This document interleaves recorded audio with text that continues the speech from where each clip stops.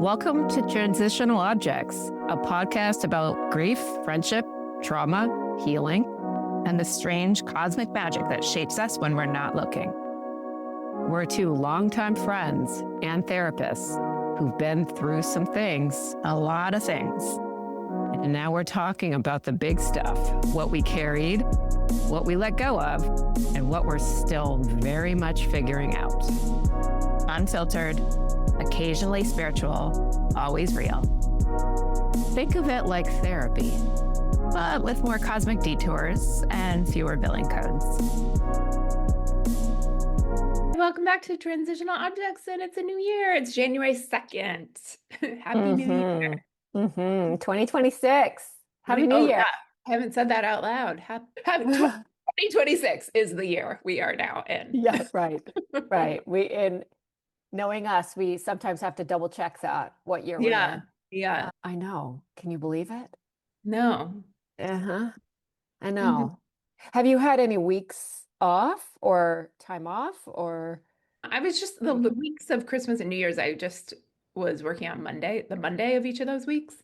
And then the rest of the time had off from work at least. But the week of Christmas, I was pretty busy, just prepping food and such. Yes. This week has been more quiet and more relaxing. Yeah. Very nice. Right.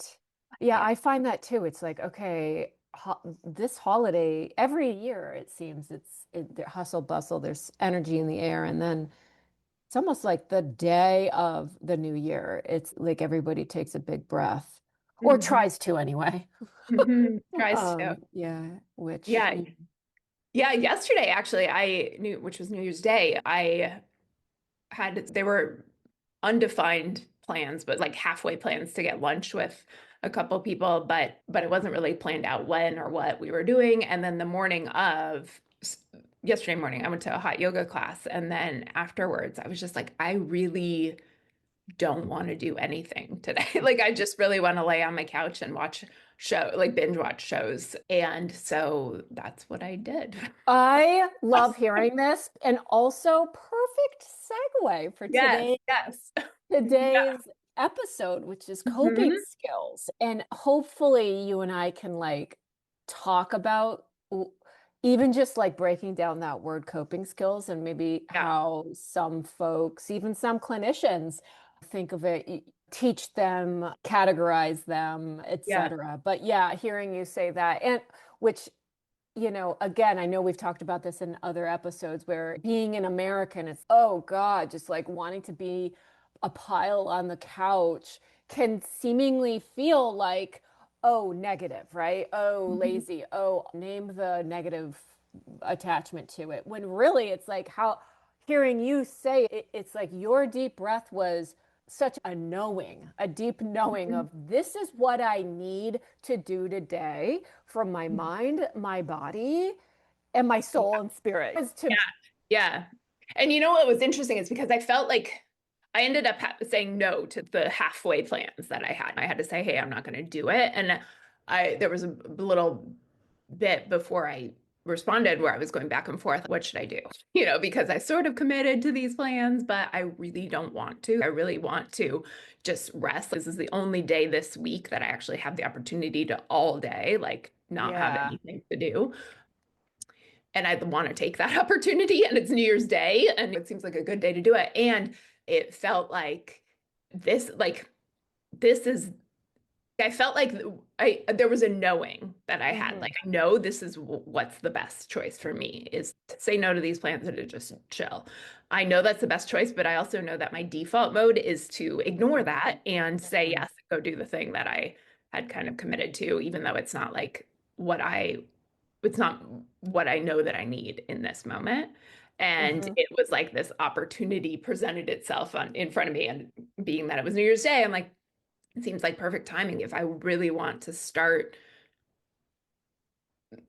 or not even start, but just continue to get better at honoring what it is I know that I need and not putting something else above that. Here it is right in front of me. If not now, then when? I have to do this right now. So I was like, I'm not coming, and sat on the couch all day, and it was amazing. Okay, yeah. Next question. I was like, well, how did it go? It was amazing. Yeah. felt so good to just not have to go somewhere. Like I'm always having to, I mean, not just me, most of us are always like going somewhere and doing the next thing and just Right. relieving that of I don't have to get dressed. I don't have to leave the house. I don't have to drive 40 minutes because I now live like a little out of the city. I don't have to do those things. I can just sit on Right. the couch. So, Totally. and it felt great. Oh, that's so good. Yes.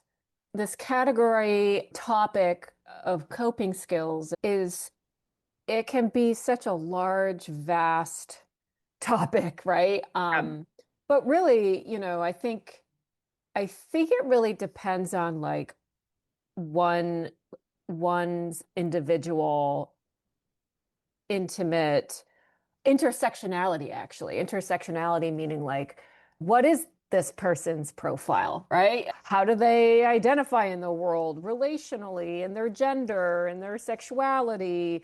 Is there neurodiversity? Are there any sensory integration issues? Are they a parent? Oh my gosh, fill in the blank. Like, how do they identify themselves in space, in the world, right? And then that's when you can figure out this intimate little, I don't know, I don't even know how to say it, because coping skills is like, sometimes coping skills isn't necessarily a thing that we need to add. Like, we don't need to, okay, do one more thing and then you'll feel better. Like, hearing your example actually is your coping skill, your way of caring for self that day was actually taking away mhm. something. And it was Yeah. taking away this, like, maybe, I don't know when you made the plans, but I don't know, let's say 2 weeks ago, you took away the plans that you made. You took away this defaulted, what's the term? You would default to going. You took it away. And so even just kind of breaking down or deconstructing the word coping, it doesn't necessarily mean we're adding something. It can be taking away. Yeah. That makes Yeah. sense.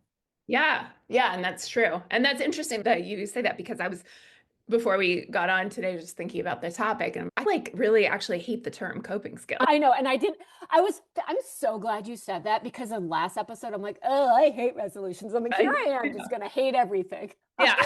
I Yeah. hate It's all not these that I terms. don't, yeah, it's that hate. It's just, it doesn't really embody, it's not the right language any way for me that embodies like how I think of it. Yeah. And I was also thinking like the coping skills or the idea of coping skills, I think for both of us as therapists is a pretty familiar term and concept and maybe discussion in some ways. But how much is it for people who are not therapists? I don't know the answer to that. Like, are coping Right. something that even people, I think the term has probably gotten a little bit more trendy in more recent years, but when we were younger, like coping skills, like what the fuck is that? I don't No, even I think know. that was Yeah. like Yeah. a conversation ever. Yeah.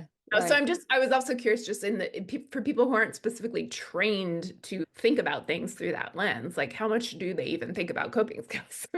No, that's a really good point. Maybe somebody in our audience can tell us. Yes. I know, right? And maybe their quote unquote coping skill isn't really even something that they consciously know that is Yeah. their Yeah, quote unquote exactly. Yeah. coping skill. It's really like this undifferentiated, blended kind of part of how they operate, how Yeah. they Something they do. exist. Yeah. And Something then they do that could be either helpful or harmful I, to them, but could right. still be a coping skill. I was just gonna, we're just so in sync today, you know? Mhm. Yes, Mhm. I was just gonna say that is that what can be something that really soothes someone in a time of distress or anxiety can be a long kind of historical way for them to get through something. Whether or not that's healthy or sustainable, I guess that's something that you and I, as therapists, tend to sift through with people, right? Is that we do look at like patterns and behaviors of folks while in distress or stress, right? And if they are not, how do I want to say this? if they aren't helpful or serving them anymore like they used to, that's usually when we examine them and we get curious about them, and then we try to empower. I'm speaking for myself. I don't want to say we, but I like to try to empower them to not have to default to something that no longer serves them, right? And so part of doing that is again, I'm using this word a lot, is curiosity, right? We don't want to be judging these coping skills. We don't want to be judging these ways that they have relied on, right? Like these skills, if you will, that they have, that's been their lifeline for so long. Yeah. But also getting to a point of reckoning of, okay, these things that I only know, that they're not benefiting. They're not Yeah. helping. Yeah. So In the really long just term, at least. Yeah. I, what?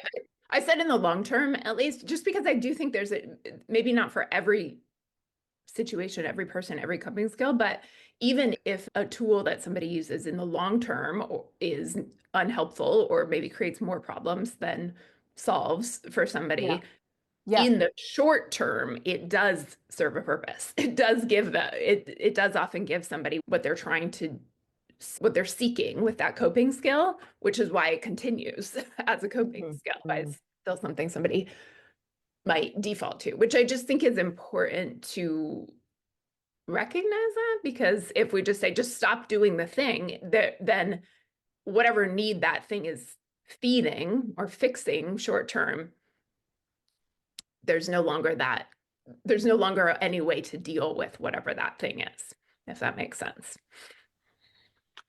Yeah. Again, it goes back to that, the profile, right? Like it goes back to it's such an individual thing, right? Yeah. Because absolutely, right? I mean, it's depending on what the coping skill is, right? Is it drinking? Is it having too much sex? Is it name the thing? Is it Yeah. gambling? Is it doom scrolling? Yes, like in the moment that can really, whew, here we are. It's like my lifeline.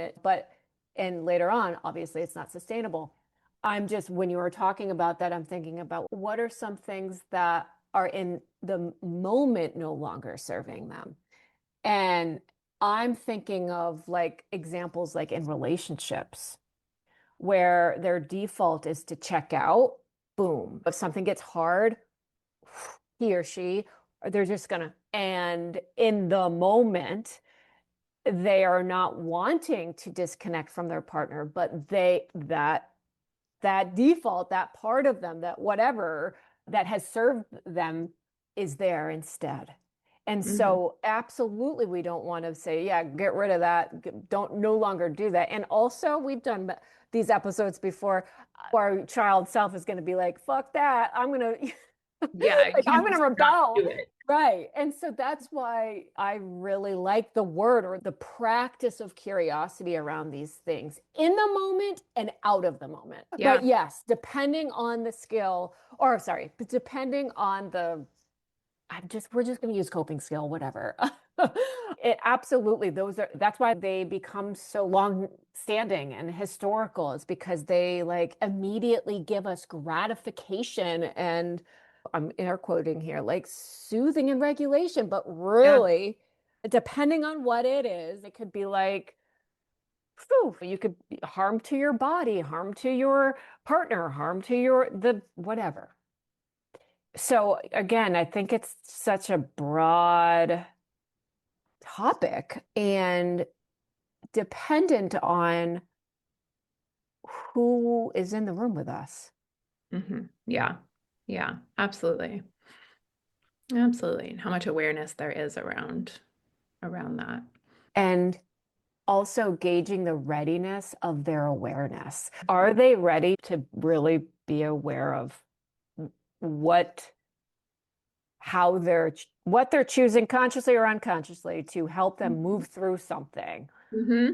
Are we ready to even name the thing as a coping skill, right? As opposed to just being like, oh, that's Oh, just I part know. of who I am, or that's Yeah. just something I do, Yeah. or that's just Yeah. normal, or that's whatever story we might have around it can become so entwined, Yes. tangled with our identity, with who we believe ourselves to be, that I think to see it or name it as a coping skill, names it as, first, maybe in part names it as something I need because something in me is like dysregulated. And so to even to be able to see that and maybe even admit to that, I think is a step that some of us are never at. Yeah, I was gonna say a strength, and then I said, no, I'm brave. It's brave to step outside of something that you've known for so long, whether it's healthy or not for you, to step outside of it and to look at it without judgment. That's the hard piece, don't you Mhm. think? We're Yeah, for freaking sure. judgy. We're just Judgy. of We're judging everything. ourselves We here. don't even know Yeah, we're judging, I know. And so how the heck do we do this with something that's We judge it in ourselves. I think we judge our own coping skills and we judge it in others. We say, yeah, oh, he's an right. addict, or he's an Yeah, alcoholic, or he's exactly. an asshole, or Yeah. a lot of he pronouns, but he sucks. So no, yeah, I get what you're throwing down here. Yeah. Yeah, no, it's so true. It's so true. And it's like when that's a good point. So even just looking at someone who may have coping skills that are like aggression, right? Or like avoidance or get away from me. And what they do to sabotage those connections, they do it if their goal is get the hell away from me, they've mastered it. They know what to do. Gotten to their goal. Yeah. They've gotten it's been met. But and also the recipient of that is screw him. I know I'm using him too. I'm going to use her. Or they screw them. And who would want to be curious about someone who has been hurt? Yeah. So it becomes really intricate. It becomes intimate. And that, oh my goodness, is very brave, is to the one who's been reamed out or screamed at or abandoned or rejected to go towards that person and be curious about that person. Yeah. Or for that person to be curious around, now, why am I pushing everyone away with anger Mhm. and aggression? Why am I doing? What is Mhm. it serving for me? Yeah.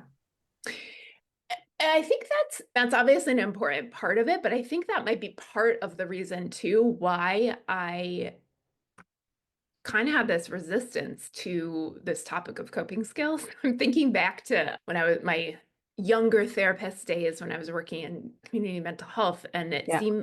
it felt like from the message I got from my supervisors was just Mm-hmm. like coping skills, coping skills, coping skills. That's all we're doing. Just I remember multiple times going to my supervisor with some question about, oh, this person told me like a big deal. This person told me about a history of like suicidal attempts or whatever, like Yeah. significant things. And the answer was always coping skills. And that was Coping always like on skills. the treatment plan, just build up their coping skills. And I struggled. I'm like, just build up their coping skills. And then what? So Right. the message was sent often, and maybe this was just my experience, but you do see it. I don't know. Yeah. Yeah. Go on. I haven't been on social media in a while, but I think when these trending topics or whatever, you see the coping skills a lot, but you don't see much of, and then what happens next. Like we Yeah. can learn Yeah. all of these coping skills, and that is important and necessary to go further. But then what? But then Yeah. what do we do with it? Yeah. And it just, yeah, it seemed to me like that piece was often missing and not discussed, and was just about just teach them how to breathe or whatever. Right. Everything will be okay, which is not the case. Yeah. So that Yep. was Yep. frustrating. No, this is such a good, yeah. And also, by the way, like the just breathe thing, that can be really actually dangerous for someone Yeah, who's yeah, yeah, hyperventilating, who is having an anxiety panic attack. Just breathe. You could literally have someone faint if they don't know how the correct way to breathe. So there's that one, there's that. But also hearing you talk about, okay, cool, cool, cool, cool. Here are your coping skills. And then what do you do? So yeah. what I guess hearing you say that, And also, I guess I'm asking you too to answer as a clinician, is what do you do after you create like a treatment plan, after you make these kind of significant connections with your patient, your client? What then what? If for me personally, in my own personal work, but then also my professional work, my lens is often, I think, through what I was pointing out earlier in just getting an understanding of why. Like, why do I turn to this thing as a coping skill? What does it do for me? Because it does something for me, or at least it did something for me at some time in history. That because if it never did anything for me, it wouldn't exist in my life. It wouldn't be something Yes, that right. fall back Right. on. So understanding the functionality of it, I think, is a big, important piece because then you can understand, oh, if I'm going to this thing, then that means I'm in this place or I need this, or you can point back to what's leading you there. And then getting a better understanding of that and building compassion towards that. Yes. If we're judgy judges around it, we can be like Right. a weak, or I don't know, one of a million ways to describe ourselves that we can why we can understand what's happening and why we do what we do can be through a very judgmental lens. But Mm-hmm. under it, part of the reason why I think it's important to understand what the unmet need there is because that points to some like piece of humanity and maybe compassion within ourselves to understand what we're actually not getting in this moment that we need. And when that's more or when that's better understood and we can track that in ourselves more regularly, I think with practice that does build more compassion. I can see, oh, I know why I did that because I was really overwhelmed and what I actually need was blah, blah, blah, blah, blah, and work on building more of that into. Yeah, we practice very similarly. So it's so basically, so what I'm hearing you say is this kind of upkeep. What happens after is like a more intimate checking in with self, Yeah. right? Where you're able to, or one is able to have more of a self-empathetic, right? Like self-empathy, self-compassion. And again, like that curiosity, like, ooh, what is it that I'm not being Yeah. met with here? And it's interesting. It's out of all of these things, like with being so curious and knowing where everything comes from and making the connections. I have a lot of folks that like, okay, great. I know where everything comes from now. Now what? It's Mhm. great, good. Now we don't judge it. I feel like a lot of this, whether it's family systems, psychodynamic, internal family systems, whatever modality we want to use, it's like when someone has reached this, okay, like I do feel stronger in self, like I am more aware, but now what? It's like, how do we massage this in a way so it's a lifestyle and also it's sustainable? And that it's so interesting. It's we have to continue to work through our conscious and unconscious judgments of self. Yeah. That's what it is, right? Yeah. It Yeah. it And for all me, that wait, sorry. go on. For me, that brings us back kind of full circle to where this conversation started with me doing nothing yesterday. Do you It's see? Do you because see? I could, yeah, I know for me historically, like it'd have been really easy for me to say yes and do it, but know that I would have been operating at like 50%. Yeah. If I had done that yesterday, then that means I'm not going to have an opportunity for, I don't know, 2 weeks from now to have another day where I can just do nothing. So taking And that opportunity as a and preventative measure, I right. know, sorry, I know is more helpful in keeping me from getting to a place of overwhelm later where then I might fall into some coping skills that I don't love. Love it. Also, it's as you're talking through it, I, all of it makes sense. All of it's wonderful. All of it's okay, like kind of self-actualized. But at the same time, I'm listening to you and I'm thinking, honey, you don't have to tell me.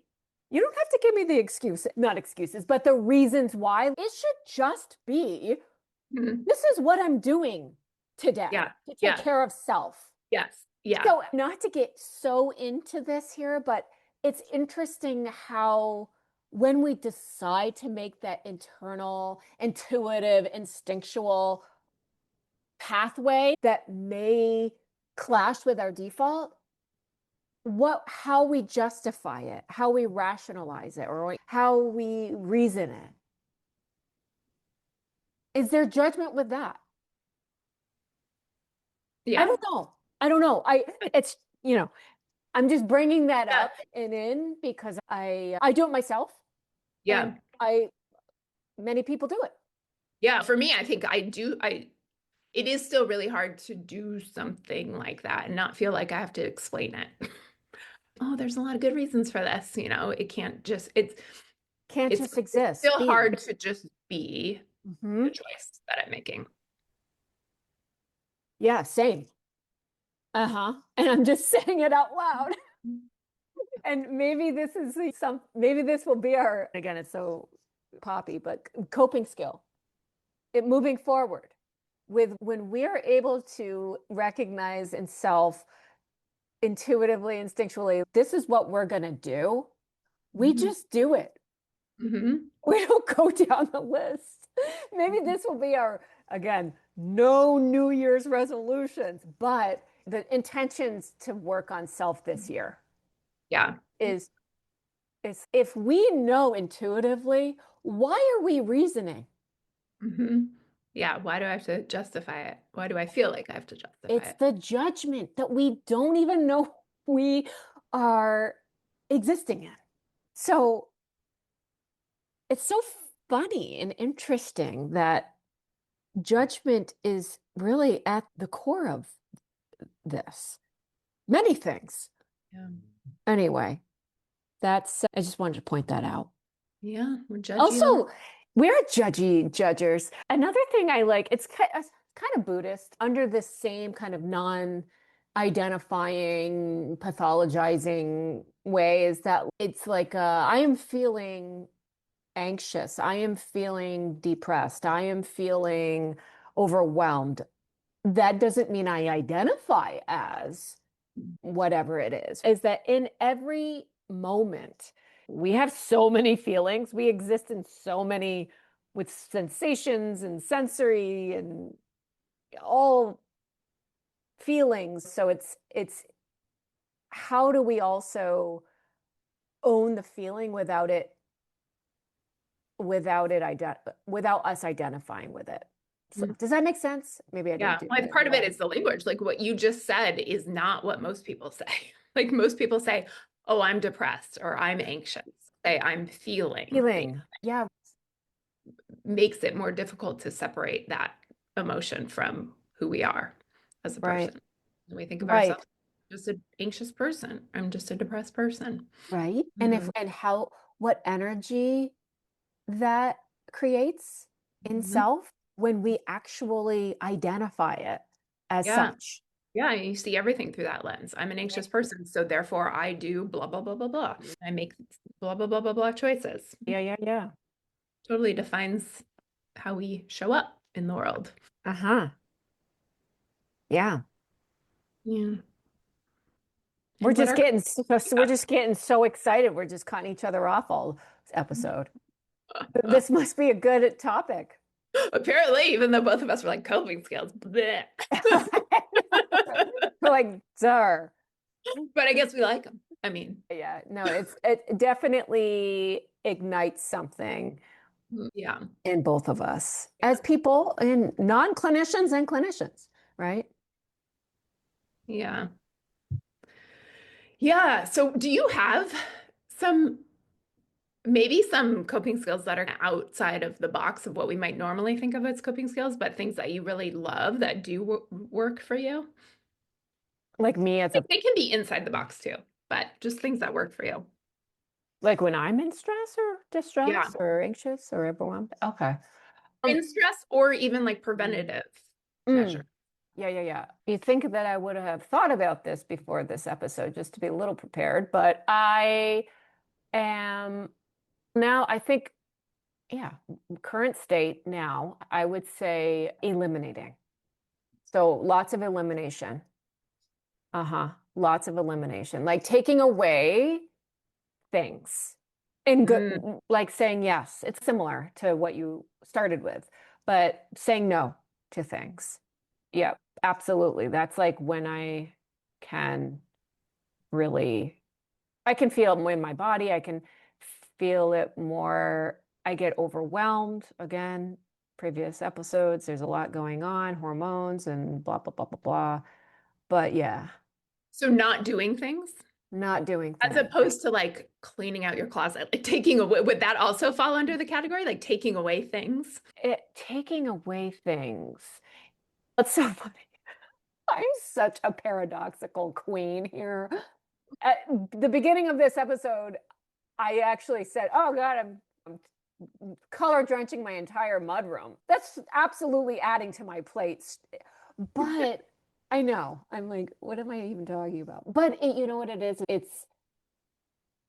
I guess it's knowing what to add in and knowing what to take out. Whereas before, it was all in, didn't matter because it's just more the better, more Yeah. the merrier. That was my kind of organizing principle until I have grown up and worked on self. But now it's honing more of where I am in my life, where I am in my hormonal profile, where I am in my age, where I am as a parent, where I am at whatever, relationally, all of it is gravitating towards the things that give me joy and regulation and knowing the things to let go of and purge. So color drenching my mudroom this break has been something that I've added to my plate that some people are like, gross. Why would you enjoy taping and prepping and painting? Let me tell you what it does to my brain. It regulates me to the point where I'm like, I could get, maybe this is an ADHD thing, but either way, don't care. It helps. I could get lost. I've been lost in it for hours, 5 hours. I mean, yes, I'll take breaks with my kids and Seth will take the kids and I'll take the kids, whatever. But we've also had some in-laws in, so I've had some free time. But either way, I get lost in it. Yeah. Hours. Huh. So Yeah. does that even answer your question? It's just, I think, yeah, learning to say no more Mm. immediately and also advocating for the things that I want to do to add because I know what it will give me. Yeah. Yeah. So, Yeah. yeah. Which something, whether it's color drenching your mudroom or some other project, but it sounds like something that you can get lost in, like you were saying, It is is. is Yeah. something about that is very regulating for you. Yeah. Yep. Mm. Yep. What about you? What do you think that has been inside or outside the box when you're feeling many things? Mm. One thing that I was noticing as I was getting ready this morning. I'm not going to work today, so Uh-huh. I'm dressed in sweats. And I just recently actually bought a couple more pairs of sweatpants because I didn't have many, but being comfortable clothing for me is so important. Like this Mhm. literally when I get home, the first thing I do is change my clothes and Mhm. put on Mhm. something comfortable. And if I have to wear clothes that aren't sweatpants or yoga pants, like I'm not happy. Uh, so like having this like physical comfort for me Mhm. is so important. And there are situations, of course, where I can't always have that, but having the awareness at least of that is I know something now that I need is that Mhm. physical comfort. I can prioritize that when I can, and I can be more mindful of trying to like soothe that Mhm. dysregulation that comes from not being physically comfortable Mhm. after the fact if I have to wear something other than sweats. But Mhm. just like I I don't know, there's something that is feels so constricting, so uncomfortable about wearing like a pair of jeans or something that's not cozy clothes, that really is dysregulating to my system. Has that always been with you? I think it always has been, but I've always Uh-huh. been aware of it. Yeah. I didn't know that. And so this is part of the evolution of it. Like because I didn't have that awareness of it, I think I was uncomfortable and therefore dysregulated for a long period of time, but I didn't know exactly why, and I didn't have any way to manage that or deal with it because I didn't know why. Right. And so now Right. I have a greater awareness of it and know that it's important. Yes, as I was saying, I can be really intentional of changing my clothes right away, but also I've limited the expectations I might have. Like when I was younger, I used to try to wear high heels, but that's so uncomfortable for me. And it just makes me, it's terrible. It's a Yeah. terrible experience. But Yeah. when I was younger, I didn't really understand why. And Mm. I'm like, everybody else seems to be able to do it. So I would try to force it. Yeah. And that wasn't helpful. So just having a better understanding of kind of what it is that my physical body needs allows me to change my expectations around that. Oh yeah. Yeah. As you're saying that too, I'm thinking, oh my gosh, I wonder if you becoming a yoga instructor and doing all this yoga is because it's Oh, not because you get to wear. I get permission to walk around barefoot all day. Yeah. That Yes. was probably But it's without my more. awareness of it. That was part of it, Mhm, I'm mhm. sure. Yeah. But if I can be in an environment where it's encouraged to be barefoot, yeah, Mhm. sign me up. Yeah, right. I know. In fact, yes, because I've known you for what, 20 years now, over 20 years. And in fact, now that you talk about that, you're always barefoot. I know. Yeah. You have tons of pictures with bare feet. Just Yeah. They're always gross.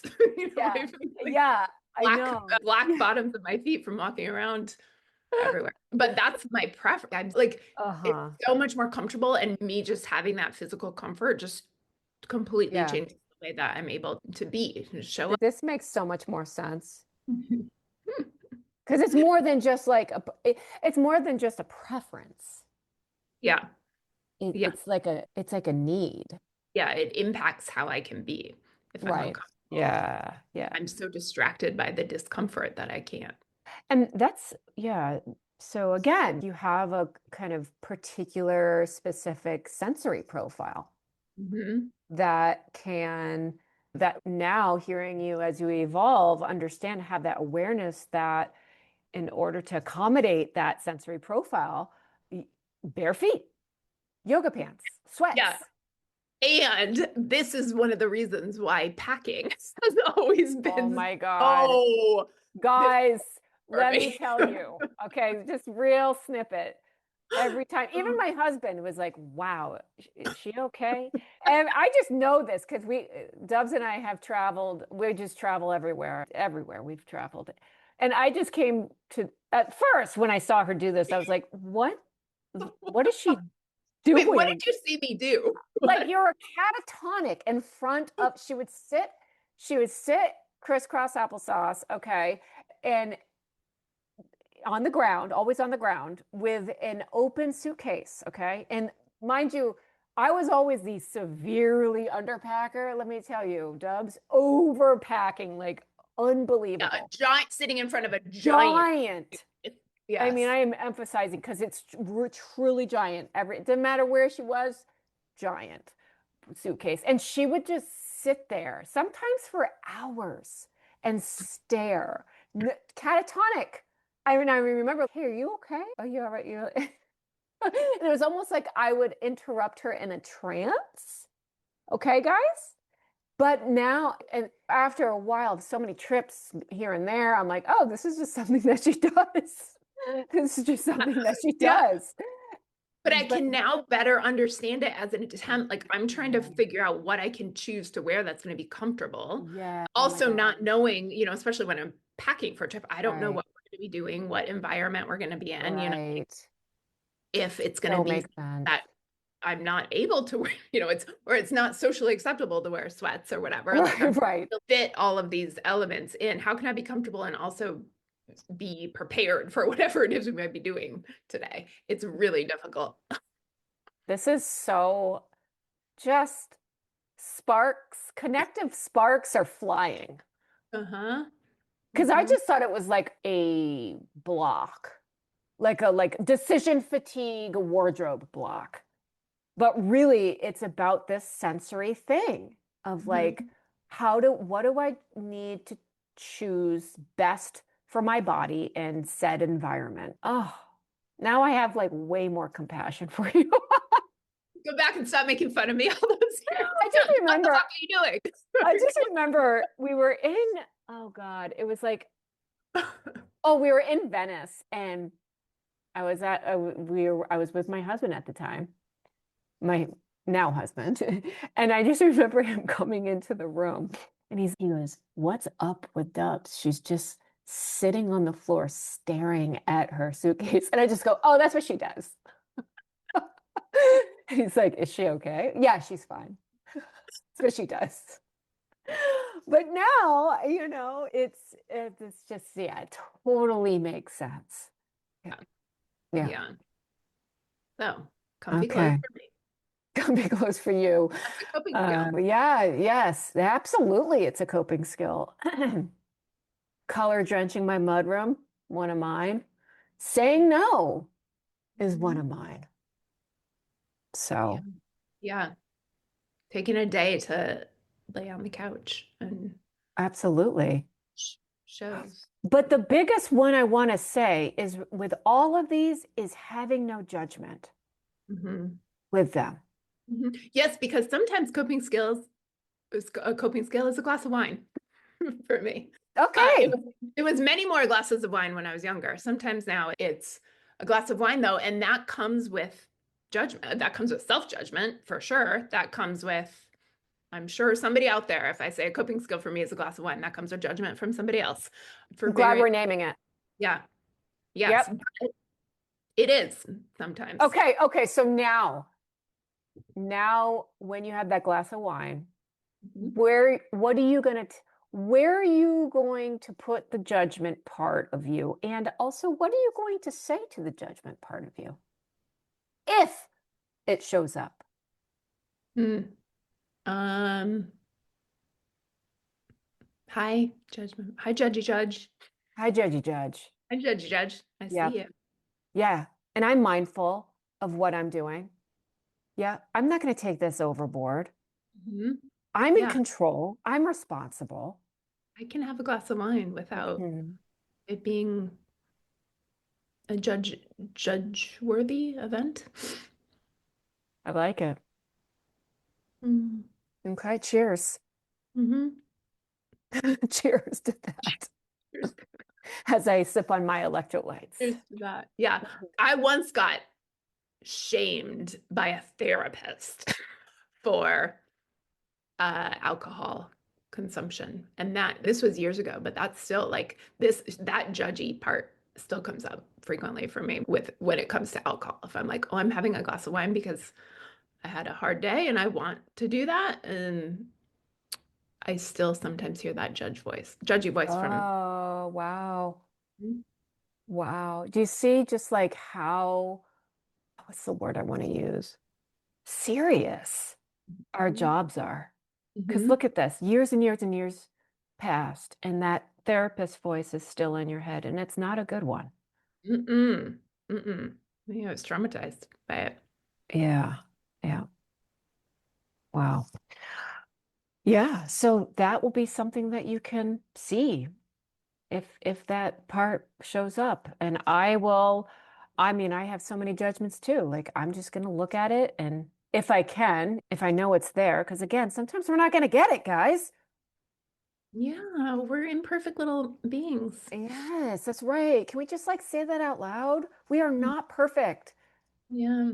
It is a human. We are humans. Humans are supposed to be imperfect. Yeah. And I don't think the goal or yeah, the goal or the need or the purpose maybe is to ever get to a point where we never need a coping skill. Right. And never maybe I'm just going to say never need a coping skill. Yeah. I was going to say never need a negative coping skill, but that's judgy. So I don't want to say Oh, I love that. Good. Okay, this is great. It's not negative I don't think it's negative in a context, within a certain context. It becomes negative when we attach a story to it. Yeah. Yeah. The judgment to it. Yes. Right. Great. What else are we? What was the actual coping skills that actually work? That was the comfy clothes is the answer over here. Comfy clothes, yeah, a glass of wine. They're like, wow. Days where I can sit on my couch all day in sweats and drink a glass of wine. Yeah. Maybe an occasional. That's what works. Yeah. All right. Thanks for listening. Bye. No, just kidding. Seriously though, again, without judgment, and without having to reason. I mean, also, if it's I know I'm using negative, but like harmful, if it's a harmful way to exist through discomfort or stress or overwhelm, then that's when curious about it. Get curious about it and still don't judge it. There for a reason. Does something for you. Yeah, it does. Okay. All right. What else? We good? Yeah, I think we're good. Yeah. Well, cheers. Yeah. Cheers. Coping skills. Yeah. Cheers to a new year. Yes, totally. Yeah. Cheers to our first episode of the new year of 2026. Love that. Yeah, love that. Yeah. Now, transitional objects now in 2026. And I can't wait to look forward to future episodes. Yeah. And transitional objects are coping skills. That's right. Let's leave it at that. Funny. Actually, you know what? That's funny. We both don't like coping skills, but we named our podcast after coping. What's wrong with us?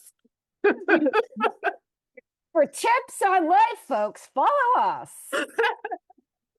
One big paradox. At least we're naming it. Yeah, no judgment. No judgment. No judgment. I love us. Okay. I think that's good for today. All right. Ciao. Here. That's our episode.